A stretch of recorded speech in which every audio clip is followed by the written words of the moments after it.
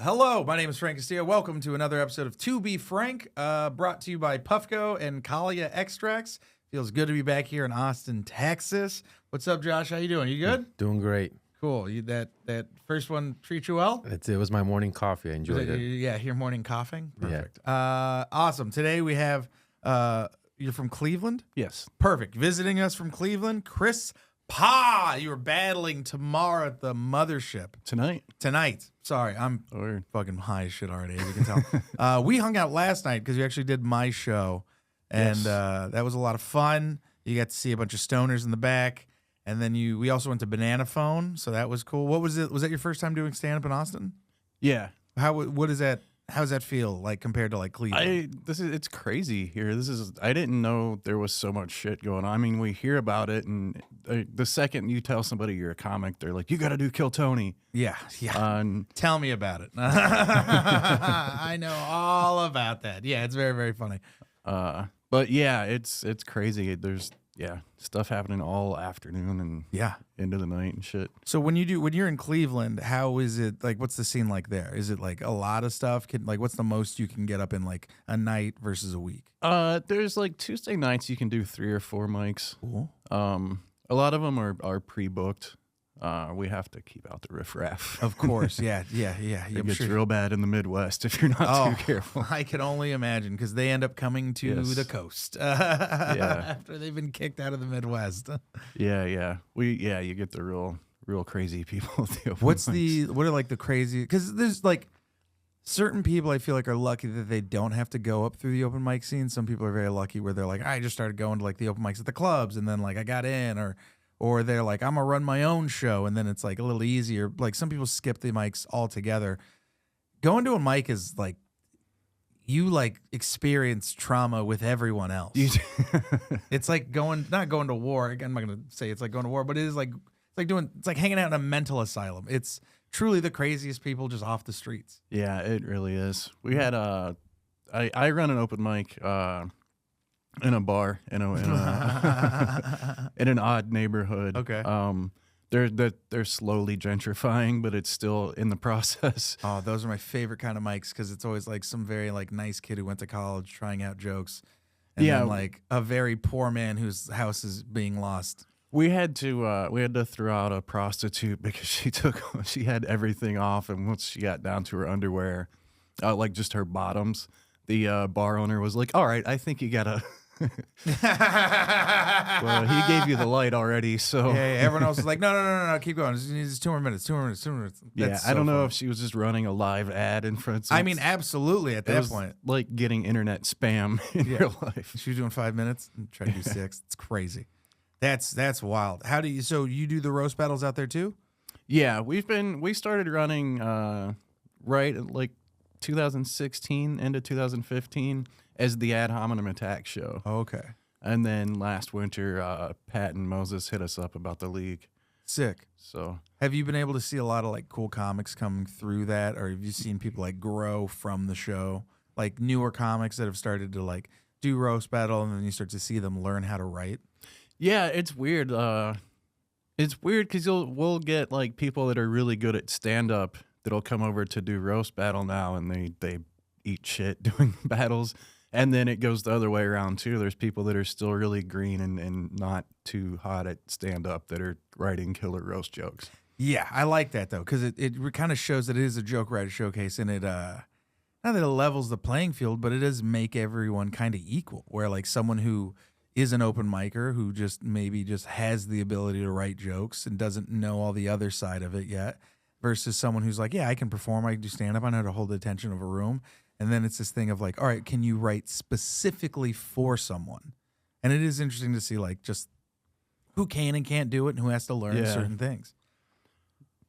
Yeah, it's because you have like the built-in formats for roast jokes too, and that kind of it's like doing a math problem almost of like Big Bird plus a trash can equals this guy. Yeah.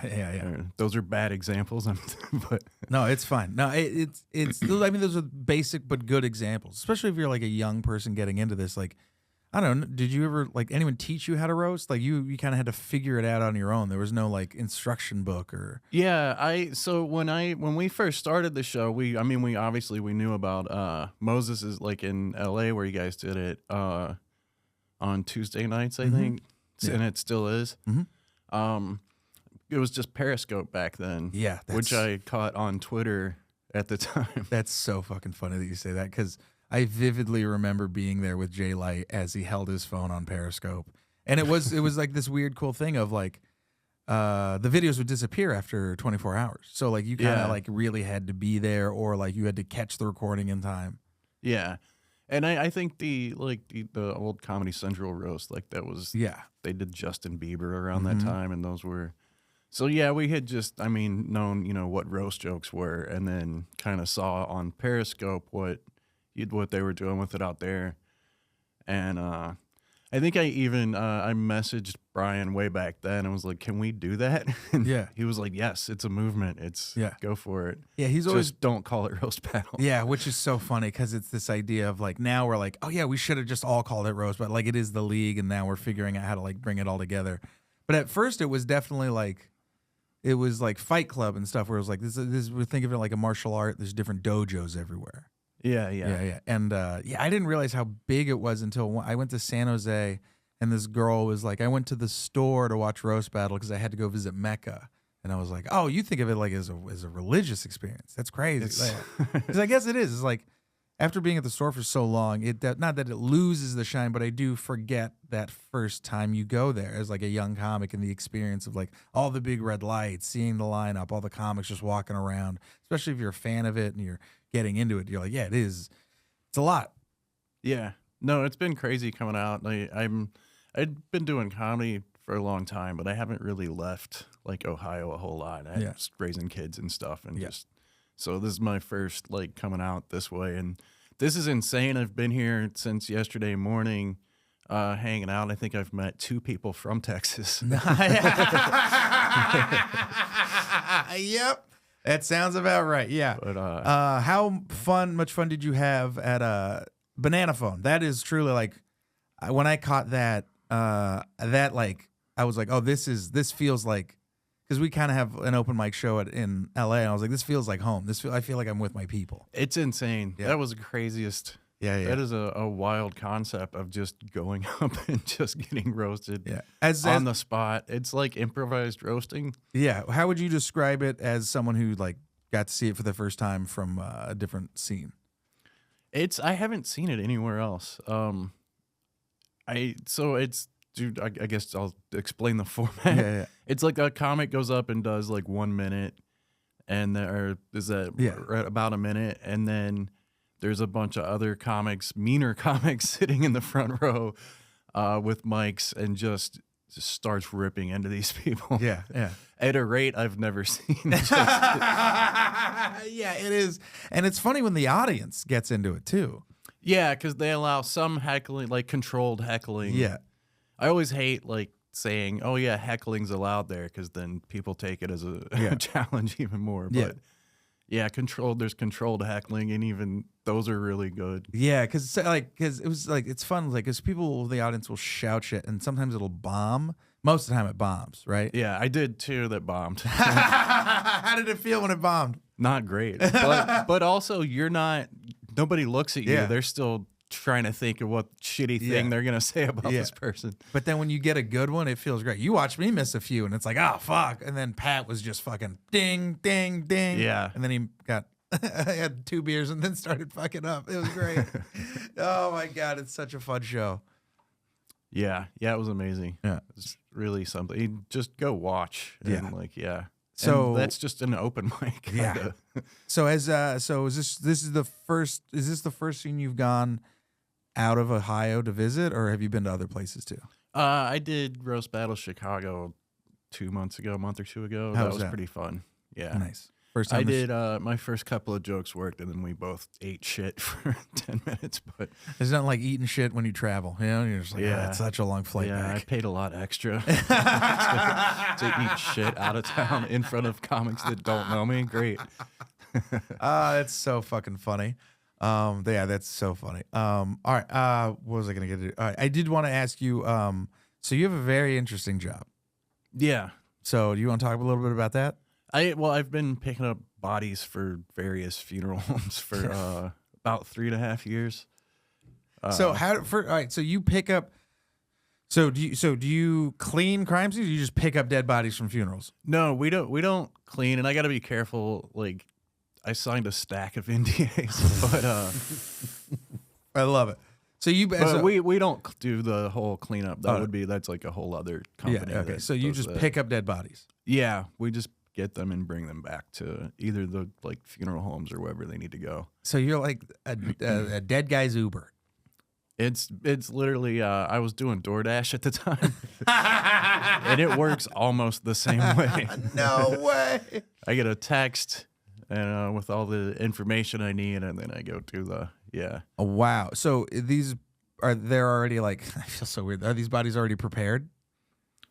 I mean, there are a lot of times that they're it's a hospice or nursing home situation, wherever, but there's some places we do the crime scenes pickups, and so it runs the gamut on.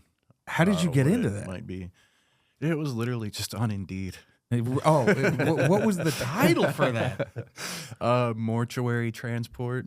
That's actually a very funny title because it's also you look at it and you're like, all right, I guess Undertaker, but no one. We jokingly in the biz we call it last responders. So is there talk about a morbid sense of humor, but that's got to be great. Are there I can only imagine what the jokes are with your coworkers. You know what I mean? Because people get upset when there's cops taking videos of them cracking jokes, but it's also it's a tough situation, it's a tough job. So I can only imagine what the levity of working with dead people is. You know? Yeah, and then having a roast battle comic to it. Yeah, it's pretty. I mean, it's very respectful, but then there's also when there's when I don't want to say when there's no family around because it's not always that. It just depends on the situation. Of course. Yeah, it gets pretty dark. All right. But it's a lot of it's stuff I can't think of anything specific because it just seems like a lot of it's stuff you have to be there kind of that you kind of got to be there with the dead body. Do you want to get the joke? You know what I mean? Yeah. That's ridiculous. So have you heard of anyone fucking the bodies? Are there any weird coworkers? No. Anything, nothing like that? I don't think that happens as much as people fucking dead bodies? Like to think, yeah. They smell terribly. I mean, that's some people like the aroma. There was a guy that I worked with as a chef, and I remember we were talking crazy stories, and he told me that one of his first days ever working at a kitchen, he walked into to a walk-in, a guy was fucking a pound of ground beef. Yeah, and then he was like, ah, and he ran to the chef and was like, this guy's fucking the ground, and he had to tell him immediately, and the chef was like, the other guy that was fucking the ground beef was chasing him, was like, don't tell anyone, and it was like, dog, you're fucking food, you gotta say something. I haven't walked in on anything. No, nothing crazy. All right, cool. No, as far as I know, I haven't heard from anyone. I mean, now that you say that, I'm wondering how much. I mean, there is the people fuck everything. So yeah. So probably somewhere, but I don't. It's not an industry standard. There's not safety protocols. No. Oh, okay. Do you have to use your own car? Or do they give you a car? They give me one. Oh, okay. Is it is it? It's a very nondescript. That was exactly what kind? Is it a Honda Civic? It's like a Caravan. Oh, that's so funny. Yeah, just with the seats, it looks like a family car, but you pull the seats out and kind of lay the dead body in the back. There's a cot that folds you ever when they put a stretcher in an ambulance and the legs kind of bend up fold in. It's yeah. It's like that. So are you allowed to go in the carpool lane, or have you been pulled over yet? Have you been pulled over yet with the dead body? Yeah. Oh my God! What was that like? I was like, there's a body back here. What'd the guy say? It's like, I didn't do it, but. Yeah, at that point, you're just like, I just want to let you know, there is a dead body in the car. It's not mine. I didn't do it. Yeah, I was like, I'm going to the the place right up here to drop it off, and he's like, all right, that's fine, and then he just yelled at me for speeding. I was like, don't you think you should slow down then? And I'm like, who am I gonna hurt? Yeah, there's one body. Yeah, it's decomposing. That's pretty great, man. I don't know if I can handle it. I had a friend, my wife's friend. She's a anthropologist. So they study humans and bones and stuff like that, right?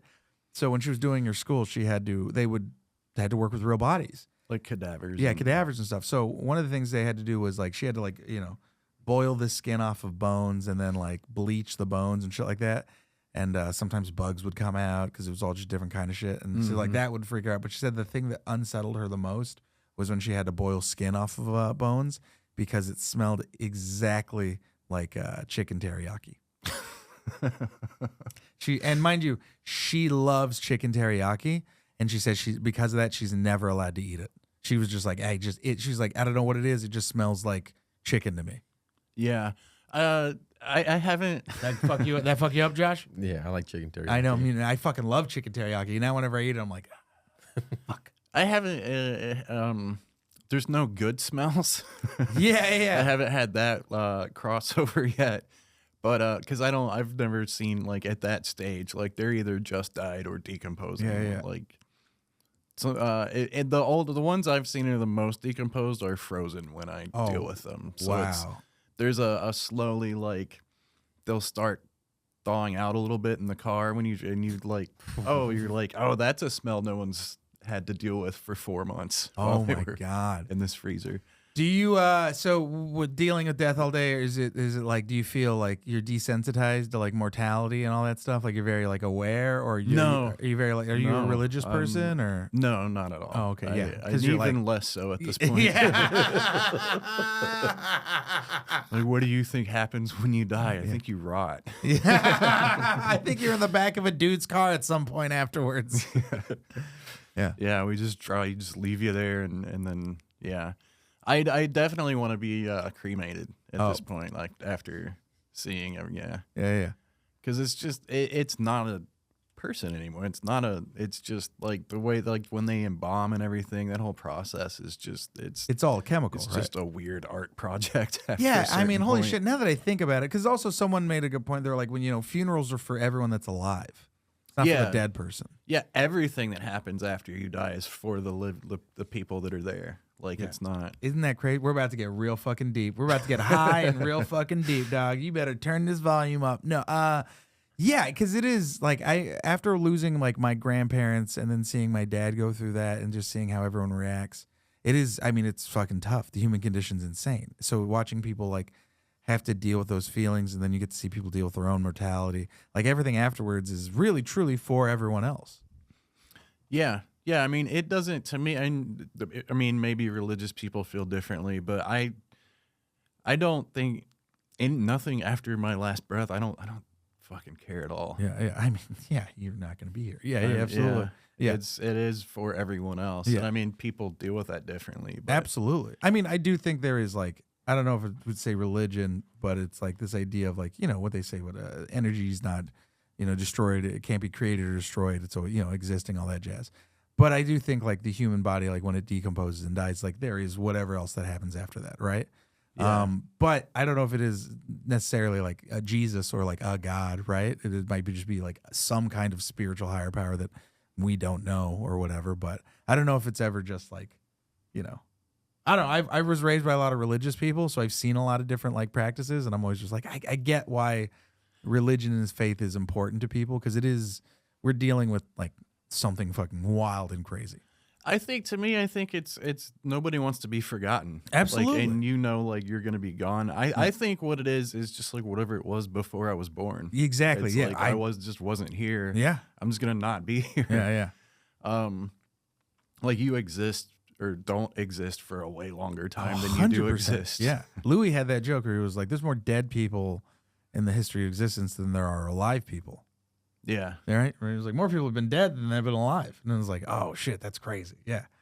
Yeah, I think that was a statistic, and I don't know if it's a true one or not, but that what he was talking about is there's as many people, like the population explosion, there's as many people alive now as all the dead people combined. Really? Together I think was the idea behind it. Okay. I don't know my if God, it's that true or screen not. moved and I fucking flipped out. I was like, oh my God, is it here? Oh shit. Yeah, it's interesting to see how people handle death. Like when this is so stupid. Like when our cats passed away, like I remember it was like you had to go get them cremated, and then the way that they do that, it was very like not predatory, but it was like they're like, do you care about your cat? Well, Penn, here's $1,000. We'll give him a private ceremony, and we'll give you a box and like ashes and all stuff. It's like if you don't care about your cat, we're gonna throw it in a pile of other cats and mixed dogs, and then we're just gonna set them on fire, and then you'll get like a card later. Guilt you into buying. 100%. So now I got like a wooden carving of my cat's paw, but also like the whole time I couldn't think of it. I was like, that's gonna be like most of my family members. I'm just gonna have a wooden carving of their hand or some shit. It says here that 7 billion are alive and 107 billion have Ever lived? Ever lived. Oh, okay. Okay, so it was not a correct. Yeah, 100 billion more. Damn, that's a lot of people. Did you ever have a really tall guy? Because that only fits about somebody who's 6'4", 6'5". So if they're 6'8" and rigor mortis sets in, how do you bend their legs to get in the car? Nobody's been too tall. Like we've had like where their feet are kind of hanging off. I picked up a guy that was already cremated because you get really heavy people. Yeah, absolutely. That was like 400 pounds and like 6'6", and they had him like he was like stiff because he was already cremated or not cremated, embalmed and everything, and looked like a Buddha. Like his legs were curved like a Buddha statue to kind of be short enough to fit on the thing. So did you guys have to sit him up? not in the seated position, just sort of curved, like just because he was so big that it was like just sort of. That's crazy. I think I want to be cremated. That was the first now. time I saw that. But I think I want to be cremated now. Because when they embalm you, what is it? It just keeps you stiff and like preserves your body.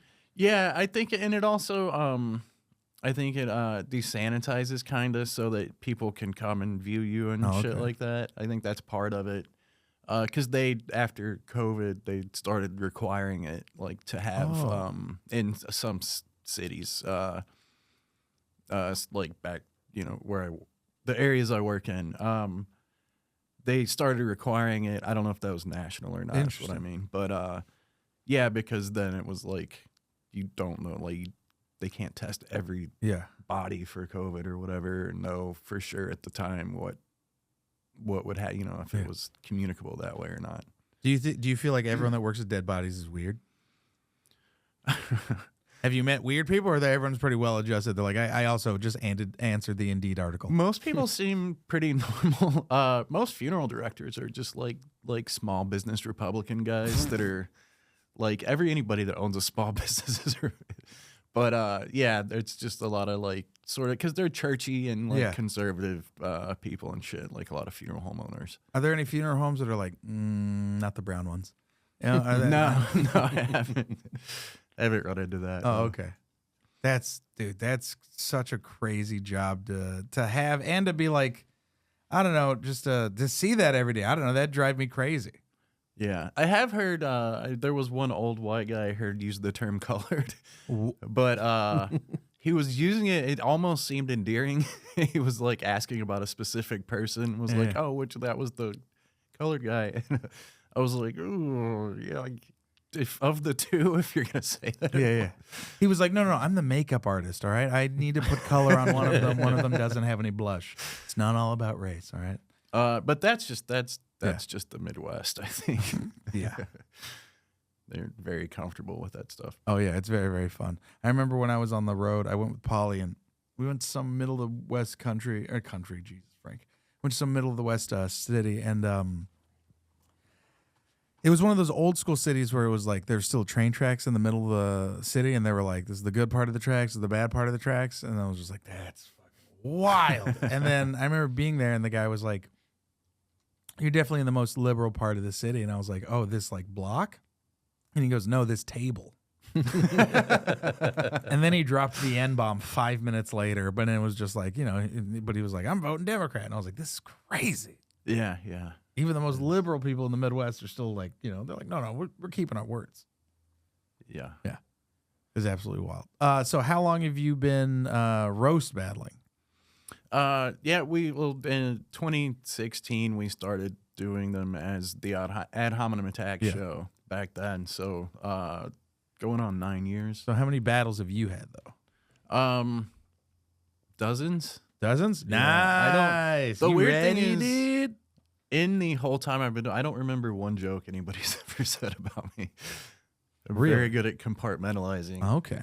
So What's your like routine when you get into? Do you like change as a person? Are you like a crazy serial killer and you just write a bunch of skit jokes? method. No, I usually struggle to get 5 at this point that I feel like are not that haven't been done yet. Interesting. Watch, because I host our show for most of this time, so I've just seen so many. I'm always like, this seems too easy, or doesn't seem to work. Yeah, I think I'm harsher on them than I used to be when it was easier to write them. Yeah. Yeah, you're very much a dad. It's very, very fun to see. So wait, when did you have your kids? I was like 19 or 20. Oh, okay. I'm 43 and my oldest is 23. So yeah, I was 20. What is that like? It feels normal back in Cleveland. Actually, now that that's such a dumb question for me to ask. I'm like, what's that like? And you're like, you mean having a family normally in the Midwest? That's pretty normal, Frank. Instead of college. Yeah, 100%. That's yeah. It's always funny because even in California, like there's girls I went to high school with who like started a family immediately, and then I'm like, that's weird. And then it's like, oh yeah, that's it's fine. That's what you're supposed to do. That's normal. There's a ton of white trash 40-year-olds that are like empty nesters. Yeah.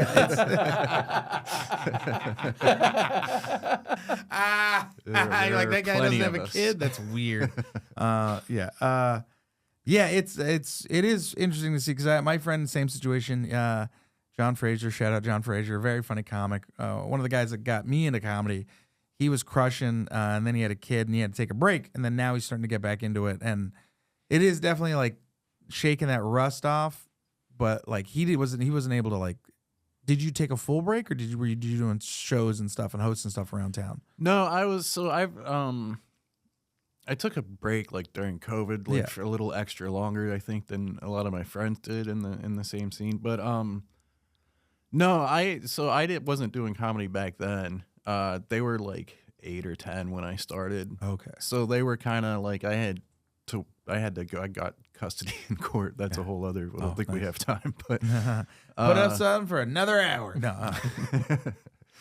But yeah, I was in around that. It was like right after that I started comedy. Yeah. Have they come see you do stand up? My son has. My daughter doesn't want to. She's like, I don't want to know you like that.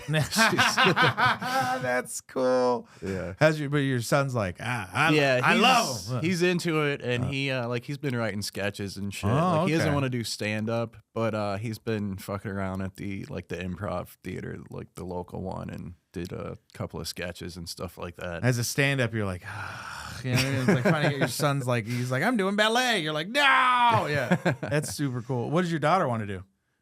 She wants to be a tattoo artist. Oh, that's fucking sick. Very upsetting for her grandparents. Really? But why? Because they're 70 and they're like, you're gonna get AIDS from those needles. That's not how. That's so funny that's the thing they're worried about. That's so funny.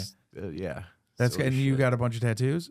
Yeah. So all right, that's cool. Has she done any of them or no? No. Would you she's just like getting into art. You wouldn't let her practice on you?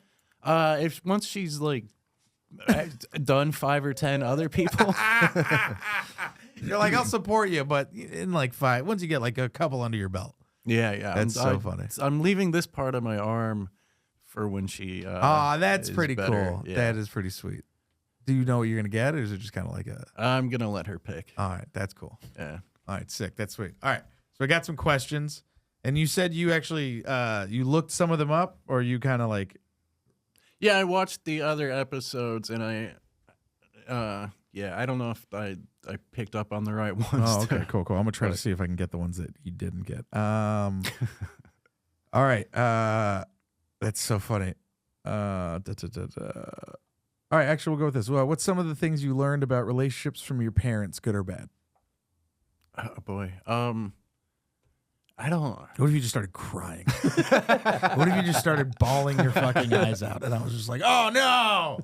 Yeah, they were divorced pretty young. I guess had to move on once you get divorced. Yeah. Because my dad did not. It was sad Oh, for really? everyone. Oh, Yeah. no. Yeah, Yeah. that's always tough. My parents split too when I was young. And yeah, divorce is like either people like take it very well and they're like, yeah, but there's always someone who's like gets hurt and it's like rough. Yeah, I guess that's the biggest thing Yeah. is like to not. It was like it ruined his life Really? for the rest of his Oh, life. my Yeah, and I don't want to do that. I move on in a month or two. Get over it. Yeah, it took. I didn't really ever have like strong relationships. I think the longest one I always had was like 3 months. That was like my curse was like 3 month Frank. Like I would date girls for like 3 months and then we'd either break up or we'd break up. And yeah, it was rough. And then I dated my wife, and then that was the one that lasted longer than 3 months. And I was like, all right, this is it. Yeah, I've had some trouble admitting when it's over. Like, yeah, I get that. Yeah, let's work through it. And I'm at this point like I don't want to work through anything. yeah. Knowing when to call it is definitely tough. I'm like when I broke up with the girl before I dated my wife. I remember it was real tough. She also lived with me, and it was just kind of like she was in not a good place, and I was just kind of like I know what I want to do. Now she's better and she's great, and we still talk. But it was definitely like being like, yeah, I think I don't want this anymore. And that's a tough like spot to get in anything, to be like, oh, I don't want this anymore. I think I'm ready to give this up, because you've put so much time and everything, and you care about this person. Yeah, the time investment is a huge. You're like, pot you don't committed. wanna- You know what I mean? You don't Yeah. want to.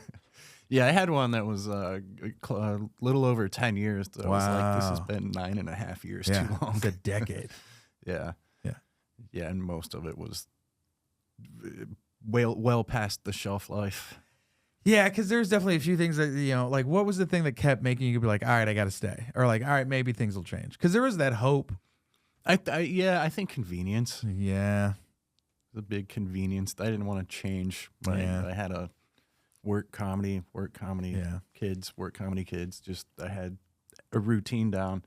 And then when you do life that way, 9 years goes by. It feels like very 2. quick. Yeah. Yeah. Do you not want to talk? We don't have to talk about your dad ruining your dad's life, but I mean, Oh no, okay, yeah. So what happened? How did it like?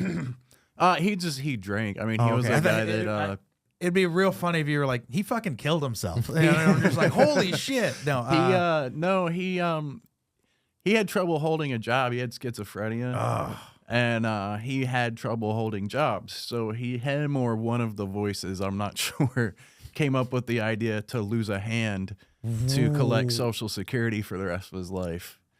And so he cut the hand off and collected Social Security for the rest of his life. And Wait. got drunk at, starting at 6 a.m. every day for Left or right? forever. The right, because that was the was that his dominant hand? Yeah, Oh, that was good. the At thing least that- at least he was like, smart about it. Did he do it himself, or did he had someone else do it? He did it himself. How? Yeah, with the hatchet. Yeah. No, it was probably a blackout drunk thing. I would God. guess, but yeah. So many alcoholics listening to this are like, you can do that? What? Beer money forever. How did did he tell them that he cut his own hand off, or they were just like, oh, you lost a hand in an accident? I don't know. We were in Georgia. My mom when we were growing up, we lived in Georgia for like 10 years, and it was during that time. I was just as a kid, I was told he lost it in a factory. It happened at a work accident. My dad drove. My dad's an alcoholic, and he drove and got a bunch of DUIs, and he lost his license at one point. And so he had to go to. I think he had to go serve time.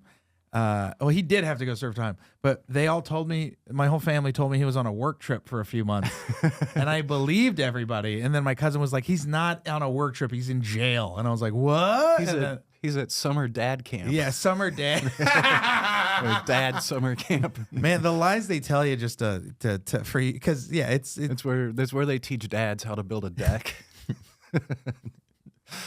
holy shit. Do you still talk to your dad? Are you guys close? Or? No, he's gone. He okay. died 2008. Oh shit. Yeah, throat cancer. He also smoked like 3 packs a day because he was always drunk. Yeah. Yeah. Did you get to keep the hand? I don't know what happened to it. That's crazy. Wow, that was a solid. How did your mom do? Does she? She's good. Oh, okay. So she handled the divorce well. She moved on quite a bit. Cool. She's got 3 hands now. All right. Sorry. She had her hand added. She got the hand into the divorce. Oh my god. The thing she got out of that deal was the Social Security went to, it covers child support when you're disabled too. So, yeah. He was like, "Damn, he's like, this child support's costing me an arm and a leg." Oh my god, I'm so glad. This was so fun because it was like first half was like very fun, like getting to know each other and stuff, and then these questions are like, "Yeah, my dad cut his hand off," and I was like, "Yeah, when were we ever gonna get to that in the conversation if I didn't ask any of these goddamn questions?" Thank you, my wife. All right.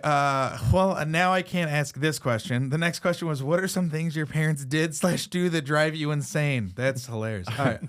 It's just hereditary. Yeah. All right.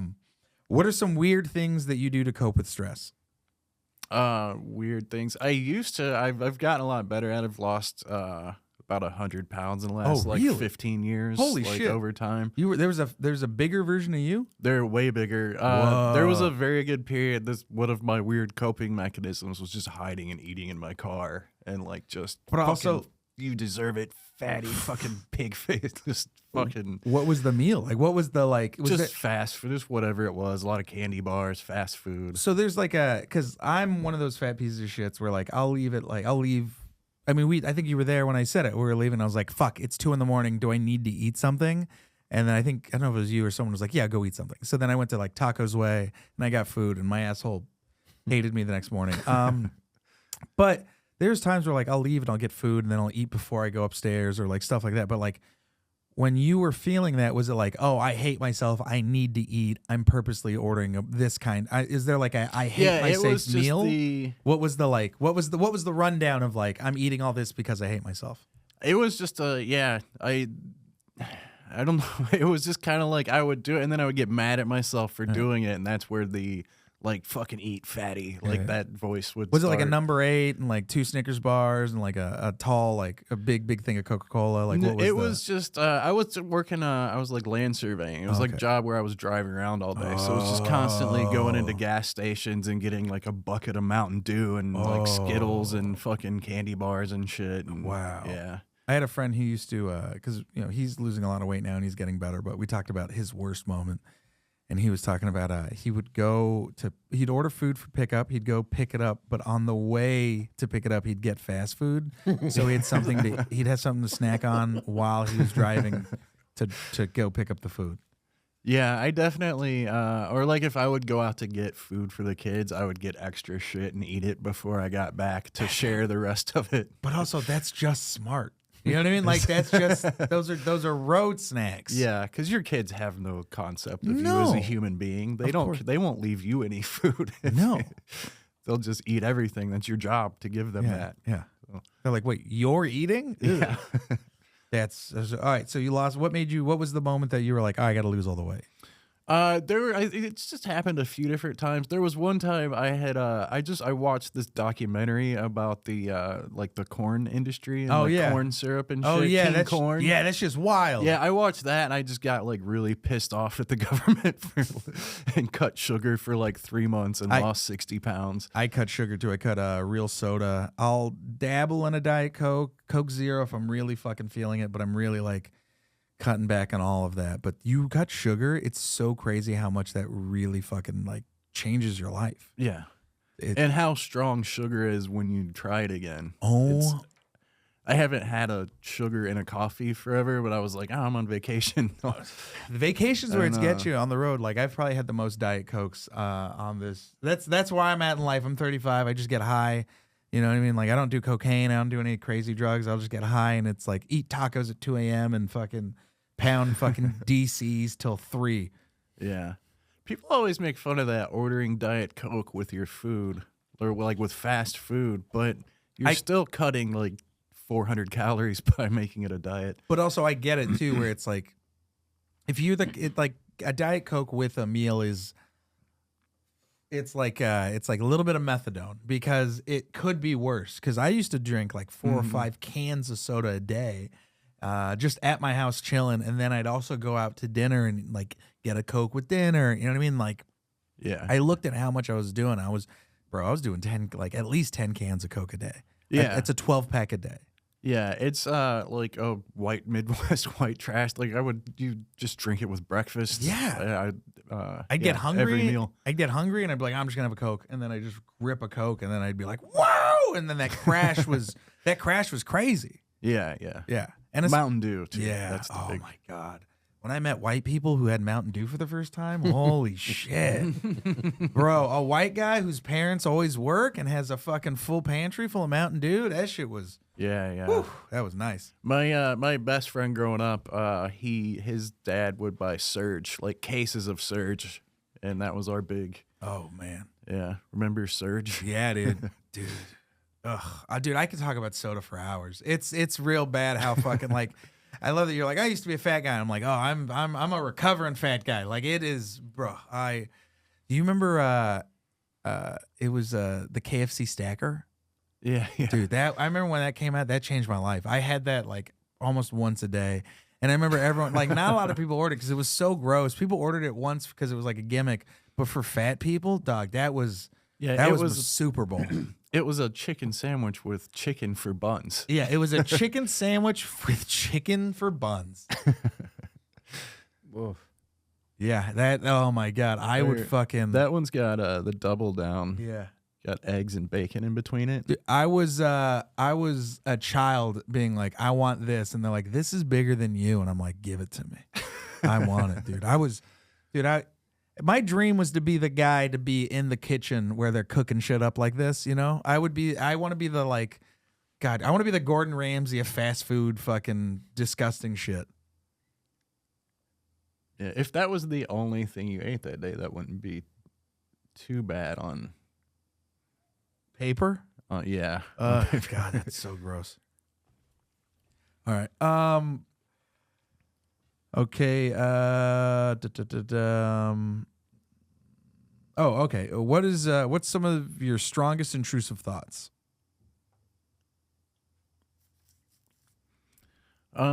Usually it's just, I get the urge to drive my car off the road.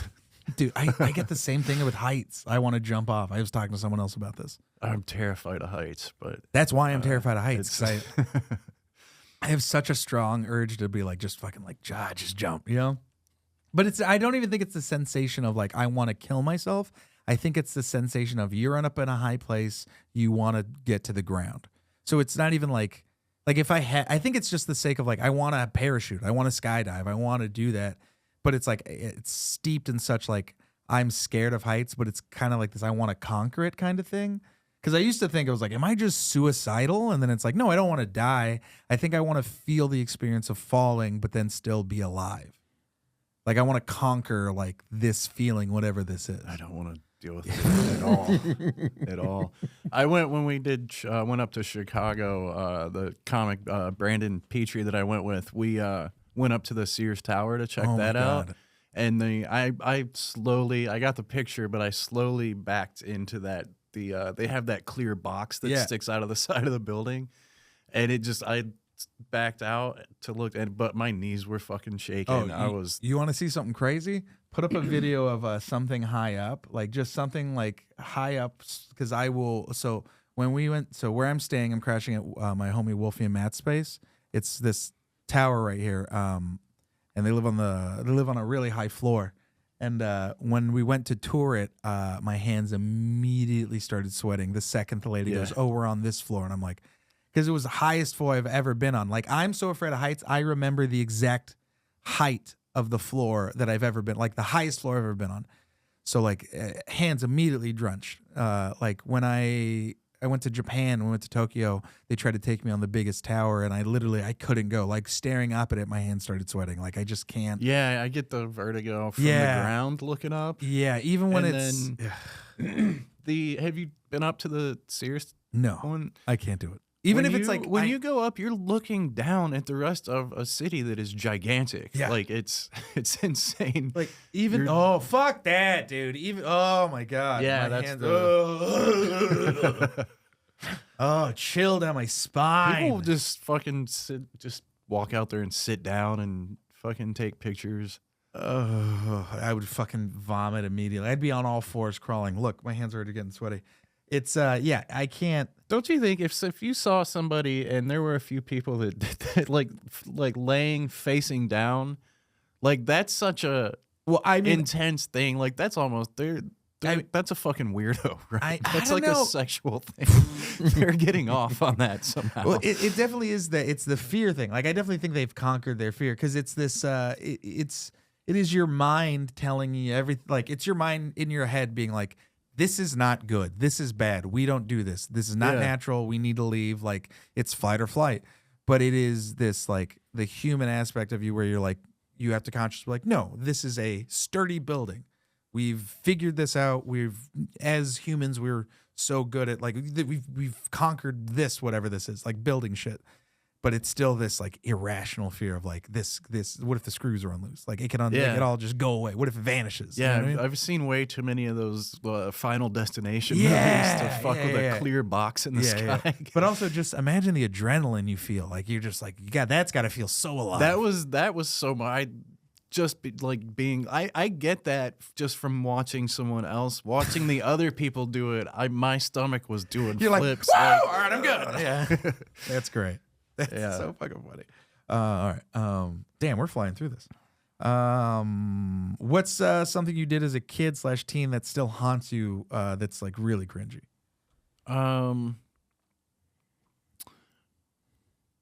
Pretend suicide. Not.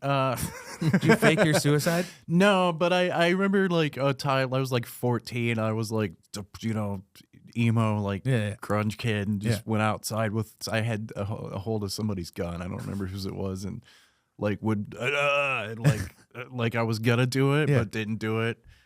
I think that's very cringy. Yeah. Wait, did anyone? Were you by yourself, or were people like, no, stop? No, nobody was there. That's why I cringe at the memory.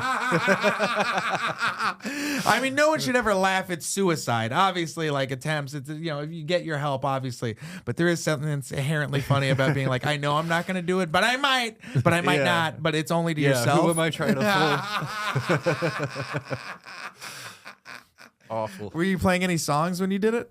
No, but I'm sure there was Nirvana right before I went outside. Blink-182.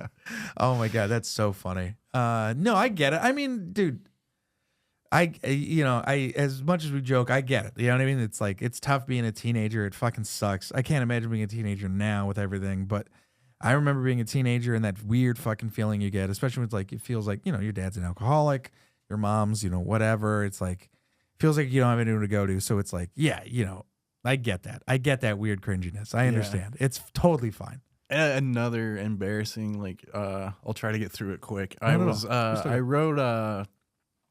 the bus like as a kid. Mm-hmm. Like we were, it was like a very full bus. Like so, I was on the first stop, so I had to stand because there were so many kids on it. Like you had to stand if you're in order of your stop, and I was on the bus, and someone had hawked a loogie on the bus driver's seat, and he sees it, and he's yelling at everybody, and the girl, the popular girl in school, is sitting there right next to me, and I'm like, oh fuck this guy, I start talking shit while he's yelling, I wish I fucking spit in his seat and shit, and she's laughing, and I'm like, hell yeah. I get off the bus, and then my younger brother went to I was in middle school, his elementary. I had to wait for him. He gets there, and as soon as he gets off the bus, he's like, "You got a booger hanging out of your nose." That's another like as a kid, like I cringe to this day about. Do you think she like, saw those it? two? Oh, for sure. That's why she was laughing. She didn't think I was funny. That was definitely what happened. Yeah. Oh no.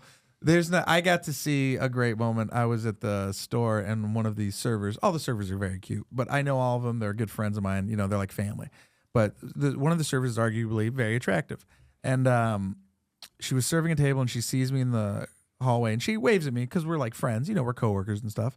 So she waves at me and I like wave back. But there's a guy, there's a comic who's like newer, who's like hanging out and he's sitting and he's kind of like standing in front of me and he sees the girl wave and he thinks it's for him, right?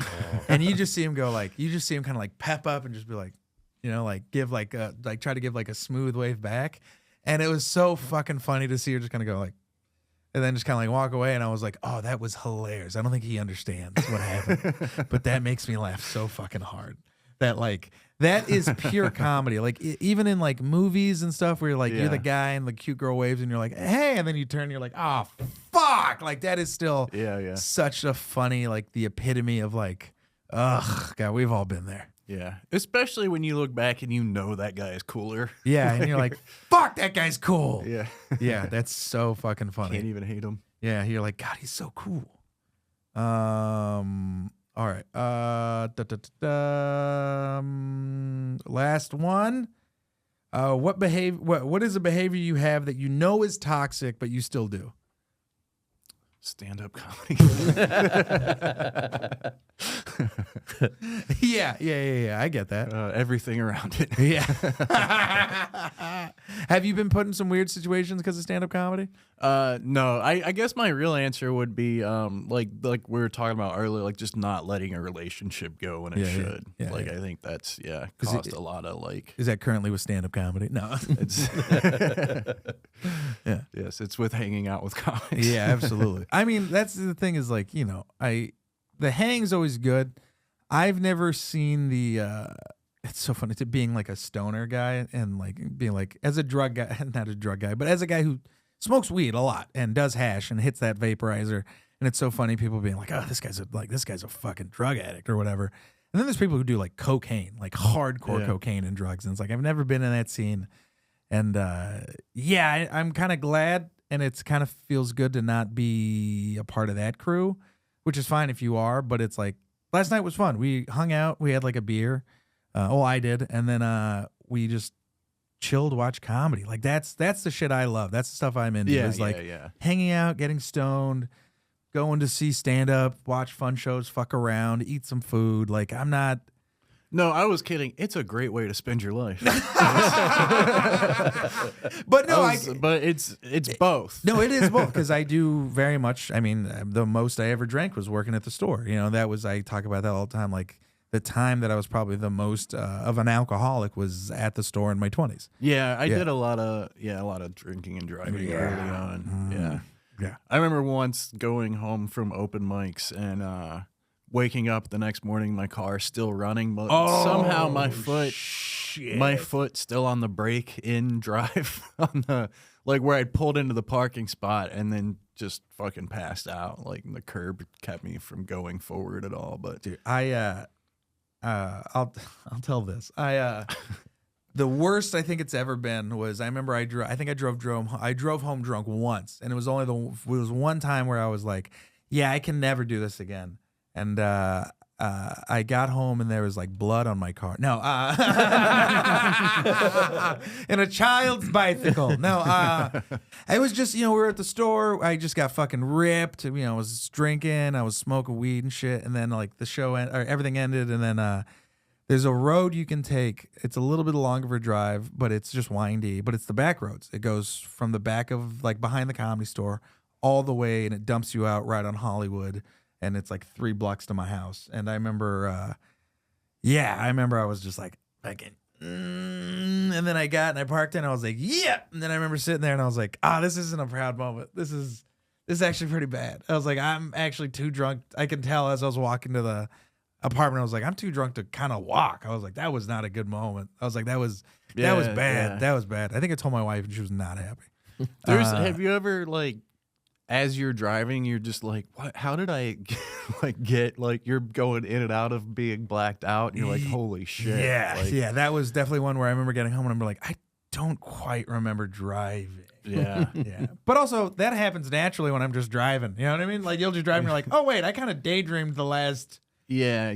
30 minutes of this drive. I really hope everyone's okay, you know. But I think that's a little bit. You have more of your wherewithal with than alcohol. Yeah, you're just kind of losing time. Yeah, and you're like, oh fuck, I hope fucking, I don't know what happened, you know. Yeah. All right. Anything you want to plug before we get out of here? I guess just Instagram. Just everything else I do, I'll post there. Chris E. Paugh, Paugh. And I do have a CD. Yo, sick. Plug that CD, dog. It's called Apocalypse Now. It's spelled with my my name in there. We know how it's spelled. Dude, thank you for asking to do this. I'm stoked you did. Usually I hate it when people ask, but I also have this deep down respect for people who were like, no, I want to. And then they're like, oh, okay, this was great. This was a lot of fun. I learned a lot about your job. This was, and it was a good hang last night, man. I'm really stoked to see how you do on Roast Battle tonight. It'll be great regardless. But yeah, you're pretty cool, man. I enjoyed this talk. Thank you. Yeah, thanks for having me. Appreciate it. All right, we got 4 minutes. I just want to shout out. Thank you so much to our sponsors, Puffco. Thank you so much to our sponsors, Collia Extracts, for everything. You guys are awesome. Hold on, which camera? There we go. Yeah. PuffCon was phenomenal. I had an absolute blast. Action Bronson, Larry June, Alchemist, that Mexican OT, Roger, everybody at the crew. They put on a phenomenal show. They do so much. I really appreciate everything you guys do for me. Thank you for having me again this year. Truly, it is the highlight of my year. Everyone's always like, you're going to go to Skankfest? And it's like, I'd love to. It truly is my favorite. It sounds like the best festival ever. But like every year, PuffCon happens, and it's like all of the best hash heads, all the best fucking, all the best, not comics, sorry, all the best musicians, all the best guys who make concentrates, just a lot of my friends. It's just truly such a fun experience. So it's so tough to go to Skankfest over that. So, but I miss everybody and I love it. Yeah, thank you so much, man. Frank Castillo, have a good one.